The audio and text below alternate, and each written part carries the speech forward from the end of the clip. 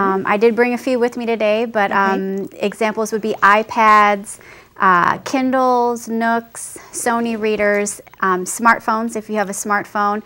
You know, it's just a simple downloading an app and then accessing an ebook anywhere you'd like at any time. So, and we've really seen great growth since we, started offering this service each month. It continues to grow. Okay, and I'm below basic when it comes to this, so I will ask some questions that probably a lot of people know the answer to already, but just in case anyone else doesn't. Once a book is downloaded, is it due back at a certain time? I mean, does it disappear from the device at a certain time? Is there a way to prevent the person from owning it without having paid for it? Which I guess would be equivalent to somebody taking a book and photocopying all the pages without permission. But how does that work? Sure. No, those are excellent questions. Currently, you can check out a book, ebook, for up to 2 weeks, and it is automatically returned at the end of those 2 weeks. Okay. No overdue. No overdue. Right. No overdue. But if you're not done and you've got a page or two left, I guess you could renew it. There are no renewals at this point, but you can recheck the item out. Okay. And they are, what happens is every title has digital rights information, which controls, keeping the item and then having it returned. So at the end of the return period, the item is no longer accessible to you on your device. So we don't do much with that. That's all tied in with the publisher and the digital rights management attached to each title. And it works pretty well. So. And if someone is done with a book, say in 2 or 3 days, they can just return it, or do they still have to wait for it to automatically go back? You can return it early. Okay. Yes. And why is that a 2-week period when a regular book is still 3 weeks? So we're part of a consortium of more demand. So yes, about 30 libraries across the Chicago metropolitan area.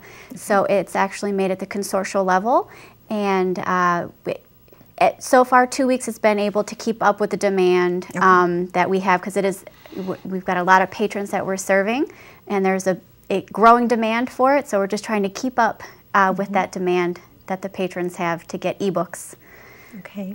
Go ahead. This is a really growing phenomenon. Yeah. The Pew Center for the Internet in Philadelphia, PEW, is doing major research in this area, and a survey that they did a few months ago indicated that 20% of U.S. adults had at some point read a long text on a device. And each Christmas, closer to 20% of the population owns one. And Nicole and her colleagues had a lot of fun in the 2 weeks after Christmas as people came in and said, I got this thing, I'm supposed to be able to read a book on it, what do I do? And in a number of cases, the devices weren't even out of the box yet. That's right. Well, that'd be me if I had one. So helping people master the devices, and we have 4 different electronic tools here on the table. Each of them has its own rules and protocols and quirks and tricks, and they are challenging even to the skillful to keep up with. So if you want to be a reader of ebooks, mastering the device upon which you will do this is a significant undertaking, and the library is ready to help with that. Are there actual courses? I seem to recall seeing classes being offered, and there might be one-on-one help too, like if you book a librarian or something. Okay. Yeah, I do offer usually 2 to 3 classes a month on how to download ebooks or audiobooks to your device. And I offer them at different times, in the evenings. Particularly after the holiday rush, I was offering quite a few. I think I did Yeah. 5 in a short amount of time.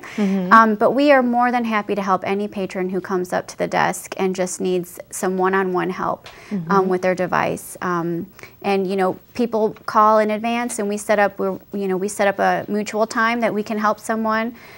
Or sometimes people just come in, they don't call in advance, and we help them then too. So we do both. We offer courses, and we also offer just one-on-one help that someone might need. You see, I am very, very impressed by this, because I can see that a library could say that its job is just to have the books there, and it's up to you to figure out how to use your device in order to read them, just like it's up to you to learn how to read, you know, or if you're from a foreign country, you have to learn how to read English in order to read. The library isn't responsible for teaching you English, kind of thing. But the fact that the library is going those extra steps to do that, not only with ebooks, I have to mention the computer classes and so on too, that Annie Jagielski is doing, because they are wonderful, and I have taken some of them. And I think it is just fantastic that the library is offering free programs on using Facebook, on using the internet itself and researching, on using Word. I'm just thrilled. I'm really thrilled.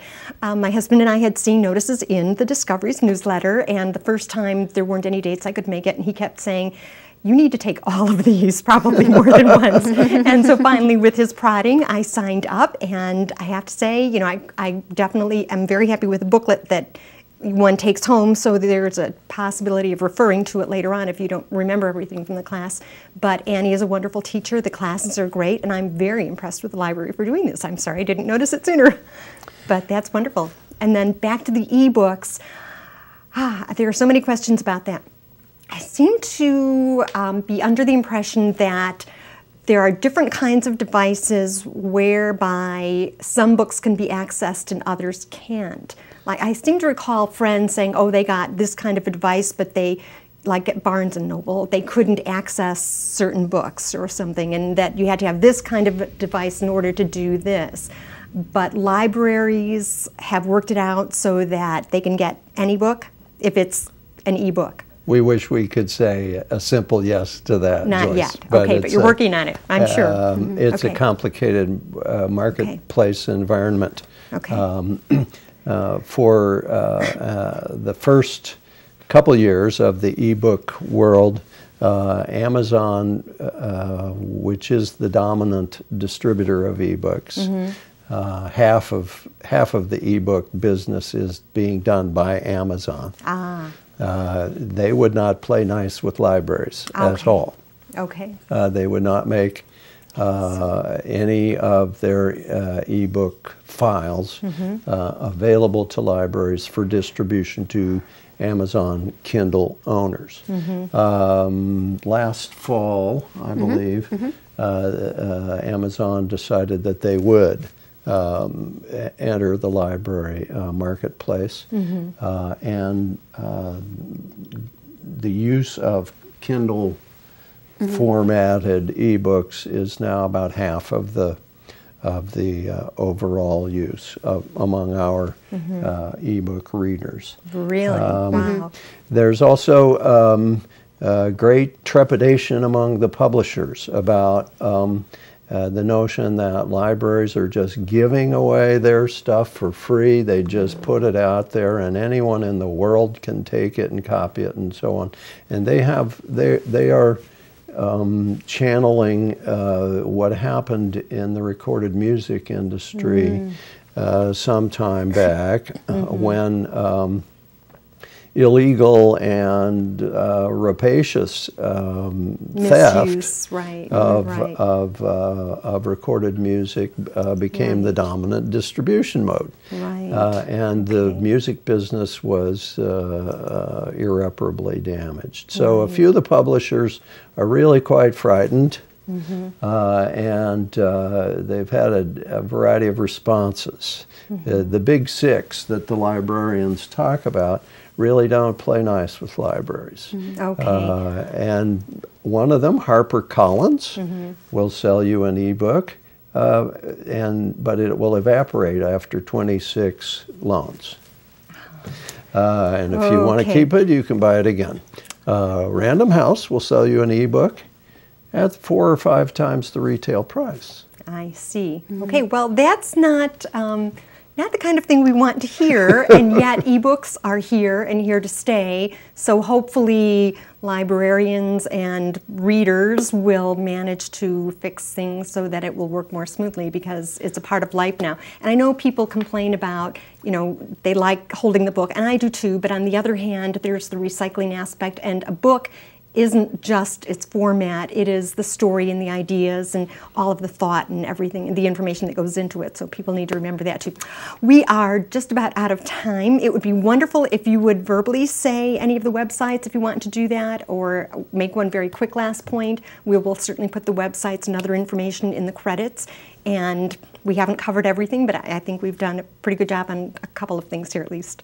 All good things can be found at www.downersgrovelibrary.org. I love it. Okay. I don't know, is there any one thought you want to leave people with? The library is more than books. It's more than reading. It's writing. It's music. It's performances. It's all kinds of stuff. Summer reading is on. Bring the kids in to sign up for a pizza-themed summer reading club. Okay. And we'll cook it up for them. Sounds good. Okay. Thank you so much for coming and sharing this information. It's very valuable. The library is definitely an asset to the community. Thank you for watching. Please join me again for future episodes of Today's Tidings.